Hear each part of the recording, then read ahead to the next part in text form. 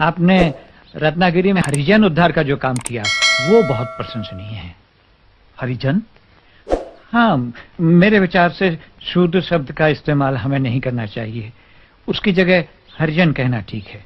हरिजन तो हम सभी हैं। आप जिन्हें हरिजन कह रहे हैं वे शोषित हैं, पीड़ित हैं।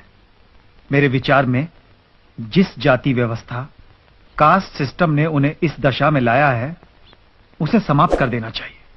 नहीं नहीं, ऐसा करने से तो उलझनें बढ़ेंगी। कास्ट सिस्टम में मेरा पूरा विश्वास है, वो हिंदू धर्म से अलग नहीं है। 4 वर्णों में विभाजित ये व्यवस्था हिंदू धर्म का आधार है। वो नेचुरल है और जरूरी भी। छुआछूत इसके कारण पैदा नहीं हुई। वो तो हिंदू धर्म के माथे का कलंक है, उसका अंग नहीं। अगर वो हिंदू धर्म का अंग नहीं तो कलंक कैसे बन गई? छुआछूत को समाप्त करने का एक ही रास्ता है, कास्ट सिस्टम को मिटा दिया जाए। कास्ट सिस्टम में महान शक्ति छिपी हुई है। इसके कारण हिंदू धर्म बिखरने से बच गया है। बच नहीं गया है महात्मा जी। कास्ट सिस्टम के कारण हमारा धर्म, हमारा समाज समाप्त होने के निकट पहुंच गया है। जिन्हें आप निम्न जाति का कहते हैं, उन लोगों को अपने महान धर्म से अलग होने से बचाना है, और जो अलग हो चुके हैं उन्हें वापस लाना है। मैं भी धर्म परिवर्तन के विरुद्ध हूं, परंतु सदियों पहले जो दूसरा धर्म अपना चुके हैं उन्हें वापस लाने की कोई जरूरत नहीं है। उन्हें वापस आना भी नहीं चाहिए। सोच समझकर, भले बुरे का विचार करके अगर कोई व्यक्ति हिंदुत्व को अपनाना चाहे तो उसे वापस अपने मूल धर्म में आने की स्वतंत्रता क्यों न दी जाए? हमारे धर्म के लोग कुछ ऐसी परिस्थितियों में घिर गए हैं कि दूसरे धर्मों के अनुयायी उन्हें अपने बराबर आने का लालच देकर धर्म परिवर्तन पर मजबूर कर देते हैं। इसीलिए मैं कहता हूं, जिन प्रथाओं ने हमारे बीच ऊंच नीच का भाव लाया है, अब उनका कोई उपयोग नहीं है। मैंने उनके पुतले जला दिए हैं। इस प्रकार तो हिंसा बढ़ेगी। यह हिंसा नहीं, संघर्ष है। संघर्ष और क्रांति से नई उपयोगी व्यवस्था का जन्म होगा।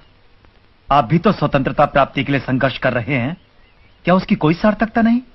मेरा आग्रह इस बात पर है कि आजादी उचित और नैतिक साधनों से प्राप्त हो। लोग अहिंसा के मार्ग पर चलें। इतने विशाल देश को स्वाधीन कराना है। शत्रु भयंकर साधन संपन्न है, उसका सामना बिना हथियारों के कैसे संभव है? शत्रु के पास इतने ज्यादा हथियार हैं कि हम अपने थोड़े से हथियार लेकर उनके साथ बिल्कुल लड़ाई नहीं लड़ सकते। और फिर केवल इसी कारण मैं अहिंसा के मार्ग पर नहीं चल रहा। मेरा विश्वास है कि अहिंसा पूर्वक बर्ताव करने से हिंसक मनुष्य का हृदय परिवर्तन होगा। यदि एक गाल पर तमाचा खाने के बाद हम दूसरा गाल पेश करेंगे तो हमें दूसरे तमाचे के स्थान पर स्नेह मिलेगा। आपकी बात मनुष्यों के संबंध में सच हो सकती है, परंतु राक्षसों और पशुओं से ऐसी अपेक्षा नहीं की जा सकती। जिन हत्यारों ने जलियांवाला बाग में सैकड़ों निर्दोष निरपराध लोगों को गोलियों से भून डाला, उन्हें दूसरा अवसर नहीं दिया जा सकता। श्री कृष्ण को अंत में कंस और शिशुपाल का वध करना ही पड़ा। देश की रक्षा के लिए सेनाएं तो चाहिए। संपूर्ण अहिंसा का लक्ष्य असंभव है। महान लक्ष्य चाहे कितनी दूर हो, उसे सामने रख करके ही हम उसके निकट कहीं पहुंच सकते हैं। हमें उसकी ओर चलना है, उसी ओर चलना है।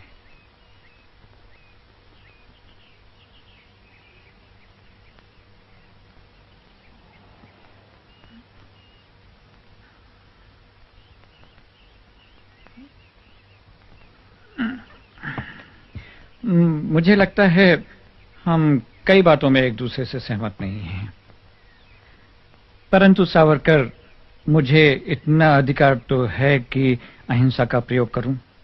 अपने निजी प्रयोग के तराजू में पूरे राष्ट्र को रखने से पहले राष्ट्र के हित और अहित की बात जरूर सोच लेनी चाहिए। मुझे आशा है हम फिर मिलेंगे और बातें करेंगे।